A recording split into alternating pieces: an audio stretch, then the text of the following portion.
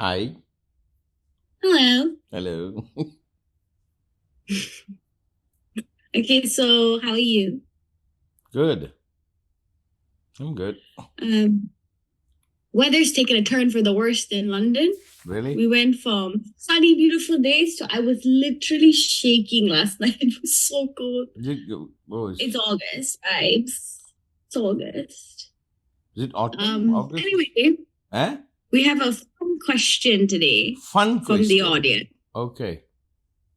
And do you want to know who the audience is? Do you think I should? Yeah. Okay. It's Ashton, Vasuki's husband, Ezra's dad. Yeah. What's his You know him? I know him.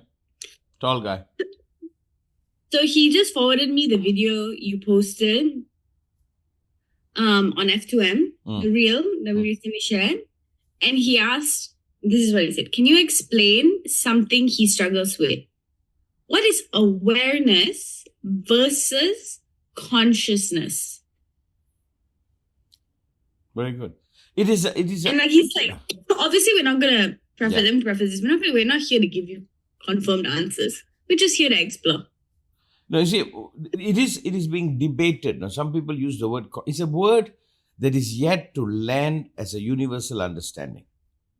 It's yet to understand. People say, oh, there's this consciousness. And then people say being conscious. So there's this, the word, I have never really liked that word. Now, they use it any way they want. The consciousness. Like, what are you talking about? You're making shit up. But this much you can say, conscious is limited to me. Conscious is what I'm conscious of.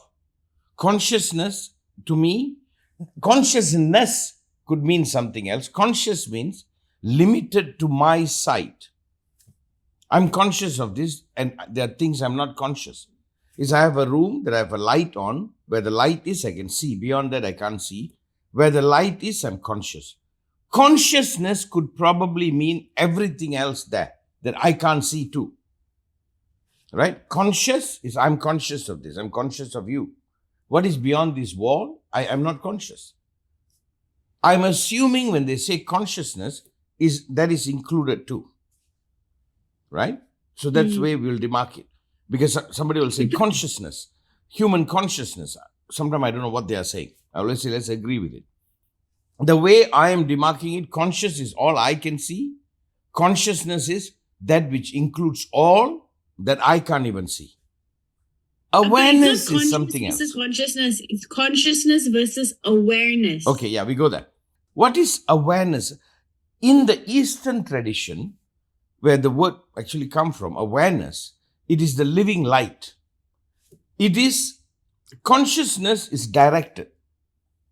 Awareness is omnipresent. Awareness is, I am not fixed. I'm just aware of everything. So this is where the word is very difficult, Napshi. Conscious, I'm conscious of you. Aware, I'm in touch with all. So awareness is when I'm with all, however you grasp that word. Awareness is I'm moving. Is it like okay? Awareness is all is included. It's like the guy who's conducting the orchestra. He's aware of all of it.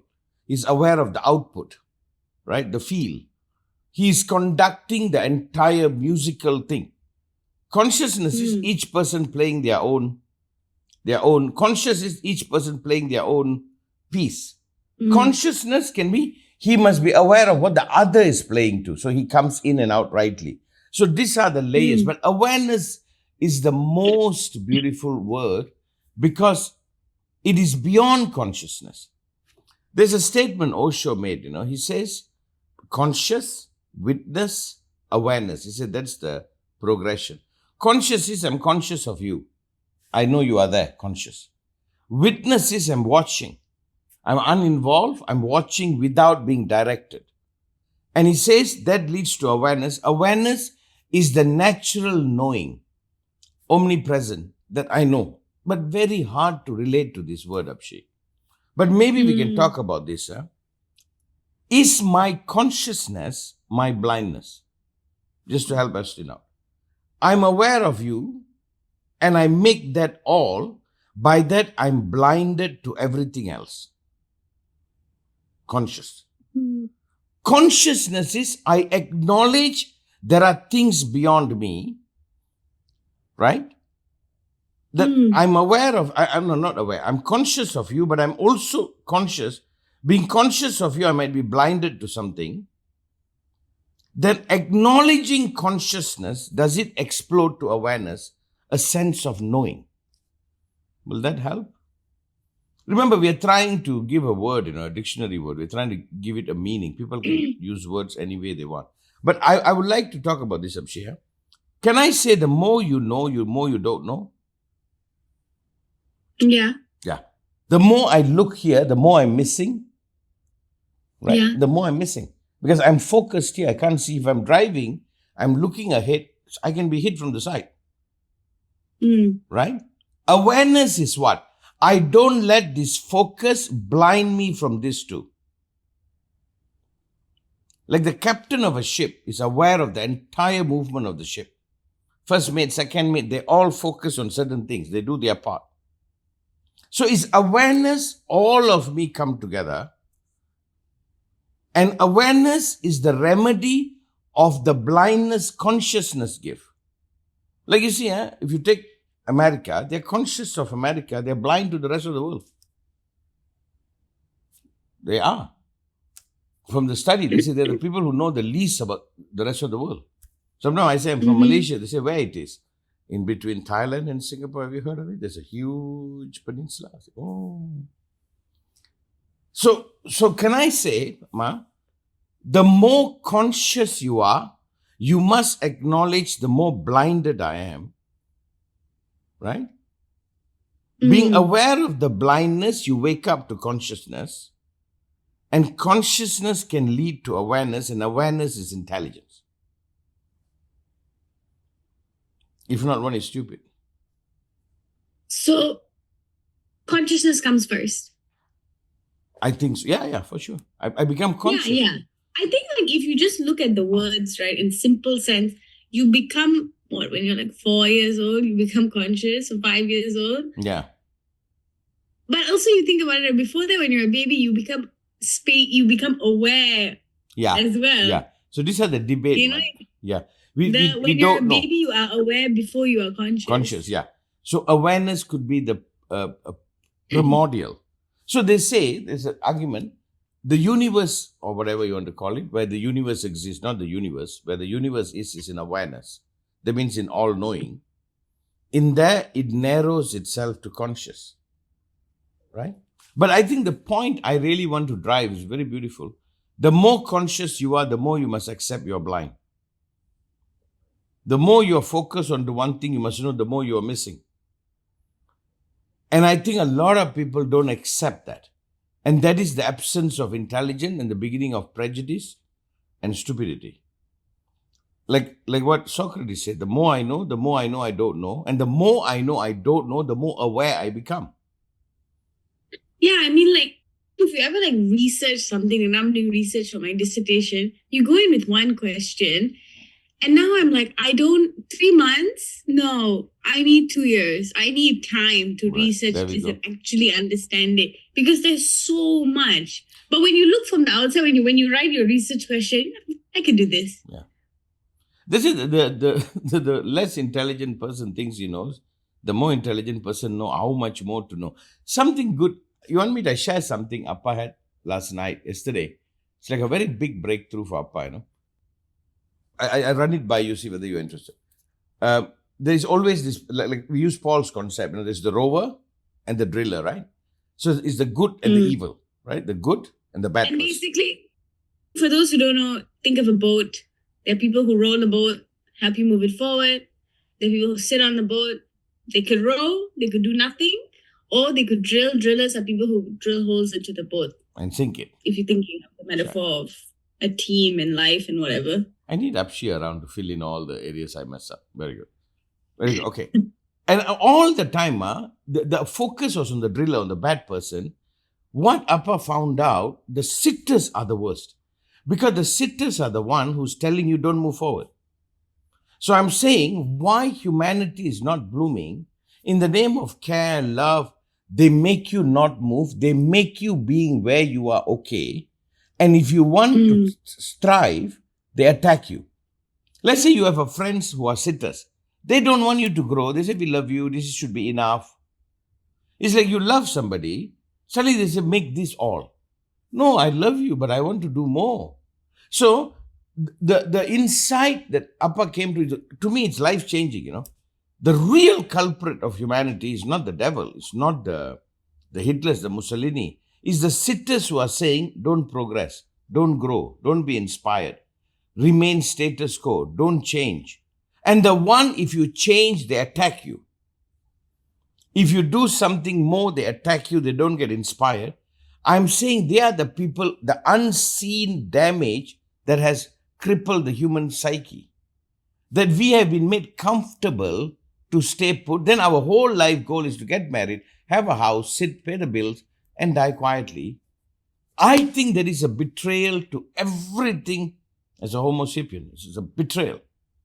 And it's even packaged, let me just rant a little bit, Abshi.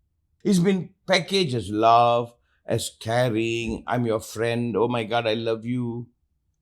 It's almost like telling you, come on, what are you doing? Grow, do more, build. Feels like wrong. Now the spiritual come and say, no, don't be greedy. No, that's not greed. If a child grows taller, you're going to call the child greedy? Is that what the child does? And I'm saying, that's the damage that has to be undone. And we must have a society that looks upon the sitter as how they should be looked upon, which is people who weigh people down and telling people not to move forward. And let's say you agree to it. Let's say you have a lot of friends who are sitters. And then suddenly, I want to keep my friends, so I will slow down very unconsciously. In time, you'll wake up to realize you didn't live out your potential. And that's the greatest betrayal. I'm not saying go crazy, I want to be number one. That's not what I'm talking about. I'm talking about that false hug, that false comfort. Right? It's like a vision and people fall in love. Just the 2 hours, darling. Nothing more. We just live together, hug each other every day. Life is good. What the hell? Shouldn't you fall in love and now let's do something? Okay, that's done. We are good. We're happy with each other. Now let's go do our PhD. No. Let's do something. Let's build something. Because you know why? The world is the way it is because enough people are sitting around. How many joined you in doing the charity work you did? Remember, you went out, you built this, you did that, you did so much for the people. How many and how many came and applaud? I mean, many did help you. Like Sunway did, so many people did. So many. But not enough, isn't it?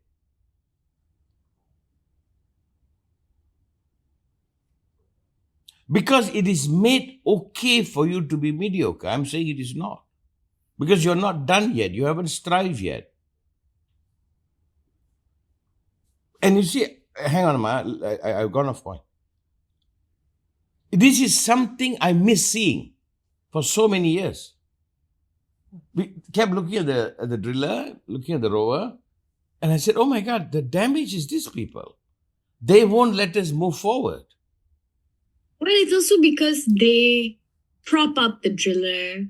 Yeah, they use the driller to the camouflage rower. themselves. Yeah. Like we use Hitler to hide what we are doing. And now it's conscious. Hang on, I finish it for your friend. Right? Now we are conscious. And being conscious of this, I'm seeing all those things I didn't see. Consciousness comes into being. And in time, when all that I've not seen is seen, it becomes an awareness. And when it's an awareness, this cannot affect anymore. It feels like a chicken egg situation. Like, which came first? Like, what's happening here? You know? I'll have some chicken and some eggs. It's like a circle. Yeah, eggs are usually a circle. What are we talking about? Ah, wow. Wow. He's a comedian. Yeah. Would you like chicken or egg? Both. Both, please. Both. Fried chicken with the boiled egg and a nasi lemak to go along with it, obviously. Best food in the world. So this way, Apshi, we go on the question.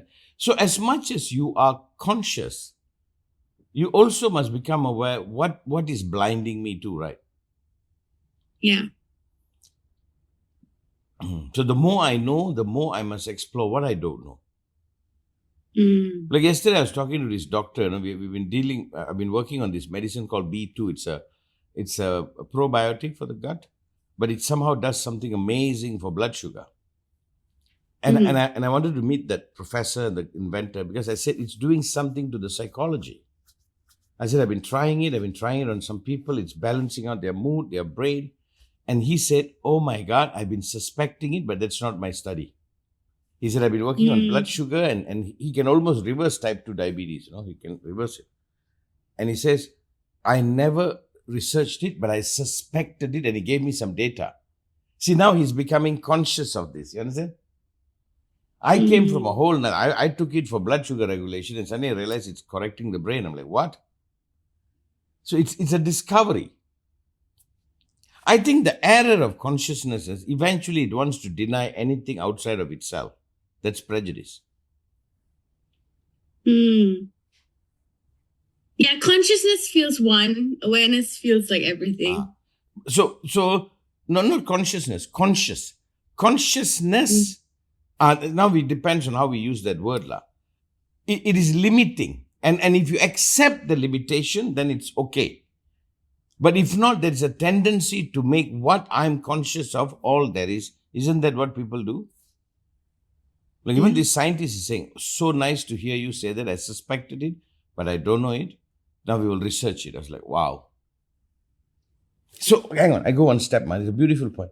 Is that how everybody is blinded? If your father is in a particular way, not your father, but your father is in a Grumpy, particular smoking. punching people. Okay. Your father, one way, your mother in a particular way, you might not know there is anything other than that. Like an abused person will not be able to envision a life beyond abuse. They think that's how life is. Right? And maybe that is why people cannot change their behavior, because that's accepted. Or that's how life is. Maybe not. Maybe I'm blinded. Right? Yeah. Like Ashton, right? His name. For what you know, son. Ashton. Okay, I got it. What did you call it? Ashton. Aston Martin. I call him Aston Martin. Ashton. Yeah. Maybe one of the insight is, when I say I know, do I acknowledge all that I don't know? Like what he said, being aware is unfolding like the peel back of an onion, while being conscious is to live day to day, being aware that has happened. I think so. I think it's right. Being aware is like unfolding. Things are. And in order to be aware, you must transcend the limitation of consciousness.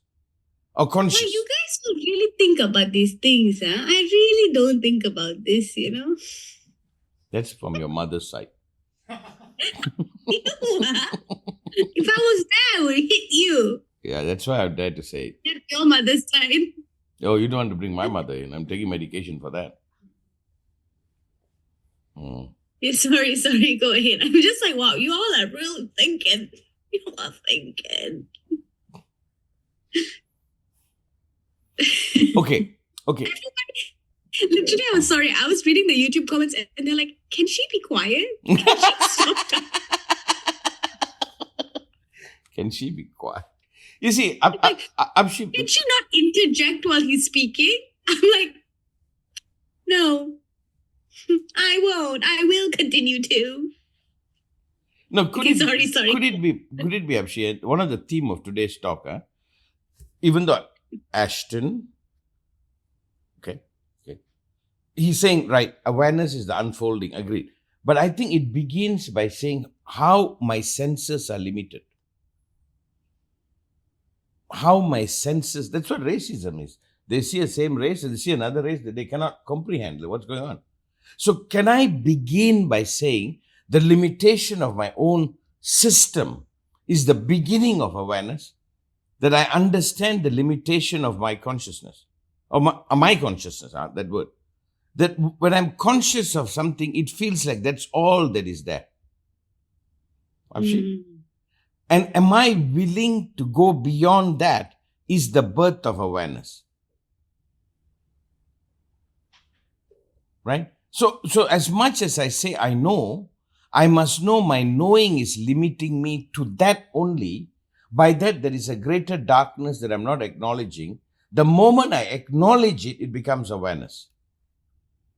And I wonder if that like ability to acknowledge it is very difficult. Yeah. And that is why people, because it's very like, it's shaking, right? It's like the first time you hear somebody say something that like if just say you are a white person and the first time you hear somebody talk about all the like the racism against black people in America and you're a white American, the first time you hear something like that, if you didn't know, you can get very angry and defensive. But wait, let me listen. This isn't me. This is a bigger thing. And I can work to like dismantle it in my own small ways. But I also have to check my ego. I have to listen. Right. And that is very difficult. Do you know, if you read up a lot of books on the genocides, any genocides, like Kosovo, anywhere, when we think the people who are killing the other person is an evil person. In his head, that's not even a human, That's the blindness of his consciousness. For him, he's actually thinks he's doing the right thing. And this is a human condition. Like what? About 100 years ago, they would have burned Andrew. They'll burn a gay guy, not 100 years ago. And the person who does it, the person who does it thinks he's righteous. Yeah. Right?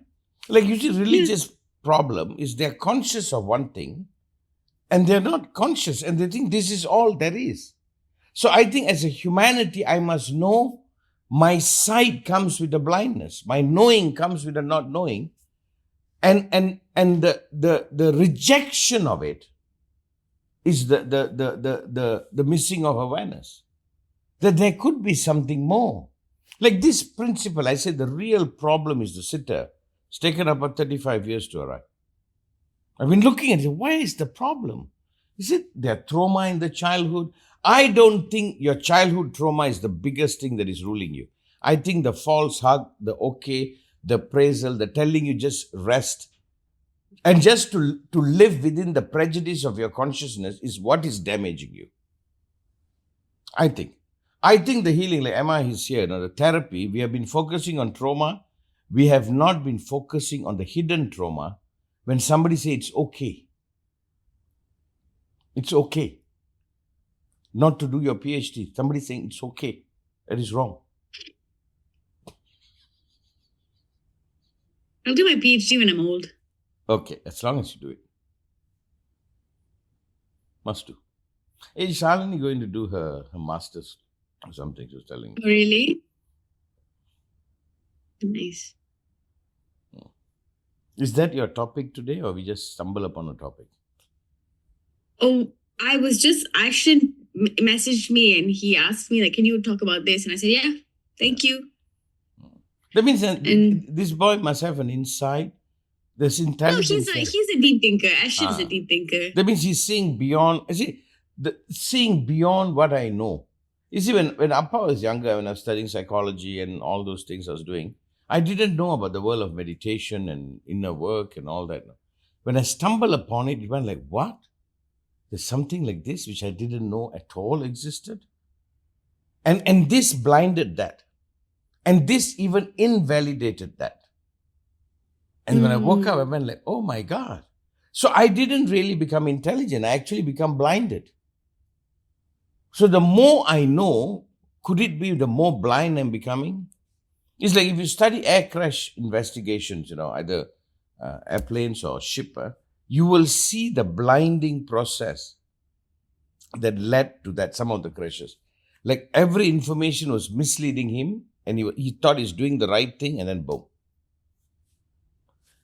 And that, what is meditation, Ma? To know what I know and to know the limitation of my knowing and to be open to something more. That's it. That's meditation. I think one of the biggest things if even like you're not actively looking, but to like passively experience it, I guess, is to be open. Yeah. Be open to like listening. Yeah. And you can disagree. Nobody's saying you have to passively listen and agree.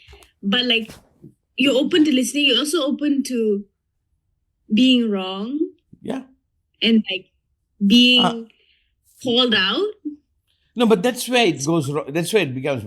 When somebody says you are wrong, they're doing you a favor. When somebody fights it, like somebody says that's wrong. Oh, wrong. Now I do it right. You're supposed to thank No, somebody. but if someone says to you the way you're living your life is wrong, what you're doing to your child is wrong, what you're doing to your lover is wrong, people are not going to react. Oh, okay, I'll change it. No, I will listen, and not that the person who's saying knows what he's talking about too, but I will say because I don't want to do wrong. Yeah. Like somebody says, you're mixing your paint or something like. Let's not talk about family. Mixing your paint or something, or you are using the wrong thing. I mean, I tell you one thing. I almost quit painting because I didn't have one information that I could use marble base primer. Because every time I do my canvas, they were acrylic based. So my paint dies. And I wanted to quit painting many years ago. I don't. And Sunday I was listening to this lecture and the guy says, hey, what? Those days they grind marble, mix it with some medium and prime the canvas with that. So when your paint hits it, it doesn't go through. The day I discovered that, I could paint again. And thank God somebody told me how I was priming my canvas is wrong. But why do people have a problem? Why people have a problem when you point out something wrong is they're abusing it. Mm. If not, when somebody says you are doing that wrong, finally I figured out how to do it right. If somebody says the way I'm treating my child is wrong, I don't want to treat my child wrong, I will be grateful. Now what do you have to exploit? Consciousness, also comes with laziness. I just want to make this real. I don't want to look at anything else. Right? Mm. Because I don't want to explore anything more. I have used it to escape something. That is why somebody is defensive. If not, you must be open every moment to something wrong if you want to do things right. Why wouldn't you want to know that something you are doing is wrong and it's not helping? Why wouldn't you want to know? Because you're just stubborn. No, you got to explore that. Why? I think they're defending something. I think they're lazy. I think they just want to escape. I think they're violent. I think some people just also don't want to face that they could be wrong. That means they're using the right as a weapon. It's like self-righteous. I'm right and you are wrong. It's a weapon. Yeah. It's not a truth they bow to. Right? Yeah. Hey, what's your plan? For me, my class begins in 2 days. For 21 days. Here we go. You just got me so deeply thinking about this, and then now you're like, what's my plan on the podcast? Let's talk about it. Awareness, consciousness, being right, being wrong, what's happening? Now, do you have a problem if you figure out, somebody point out and you figure out something was wrong? I will just give you this. In the past 3 years, I've had many friends, multiple friends, give it to me. Actually give it to me. And I was like, and you know what? I learned to take it. And then I got angry first. And then I sat at home and I thought about it. And I took what I thought they were right about and I left the rest. But it's not easy to hear it. It's not easy to hear someone say to you, you're an inconsiderate person. You're a bad friend. What? You're doing this. You're like, oh my God, okay. But then you're like, okay, what is what they're saying? What part of it is true that I know? I'm not a bad friend. I know that. But I can be in my own world. I can be focused on me. That's true. I can listen to that. It's not easy. But I do think if you just are like, they're assholes, I don't want to think about it, you'll never grow. But the only reason I could listen to it is because I loved them. No, is it because growing is difficult? What? Is it because growing is difficult? I'm asking, why is it difficult? I think change and growth is difficult. Change. It's not even growing up. I feel like it's change. Because I always say that there's moments in your life, you'll have a group of 6 friends, for example, for 2 years. Every weekend you'll go out, you'll text, you'll this, you'll that, this. Then it'll change. And that's it. That's how it goes. Like, you cannot expect it to be forever. Some things will be forever, but not everything. Do you know, Abshi, and the esoteric science, one of the biggest thing they celebrate, is the grail, like the holy grail, is to be detached. And there's a patra to detach. And I used to wonder, why detach? I think why detach? When you're detached, there is nothing preventing you from changing. You can change. If I'm attached. But Adla.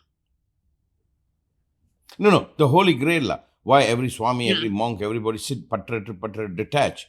I think only in a detached state, if something comes, you can embrace. But if you're attached and the attachment gives you comfort, then you'll defend it. If we explore why change is difficult, could it be attachment? Of course. Of course.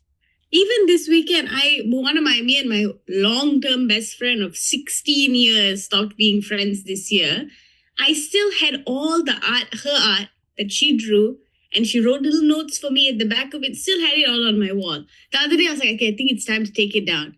And I took it down and I read it all. And I read, she's like, everything in this world changes, but at least you and I will never change. And I was like, but we did.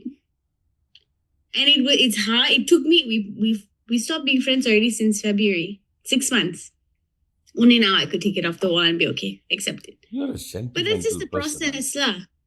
You're a very sentimental person. I don't think I could be the kind of person that someone says, okay, this is over, it's better for it to be over, and me immediately, okay, fine, I'm detached, it's done.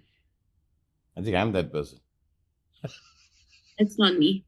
I can get up and walk away and I'm done.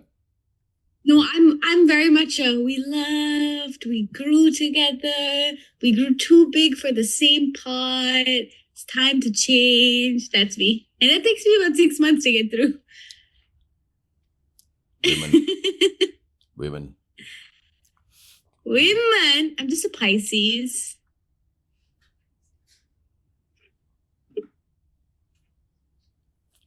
I think you have to So where do we go from here? Where do we go? Where do we land? Where do we end? I think very beautiful, Abshi.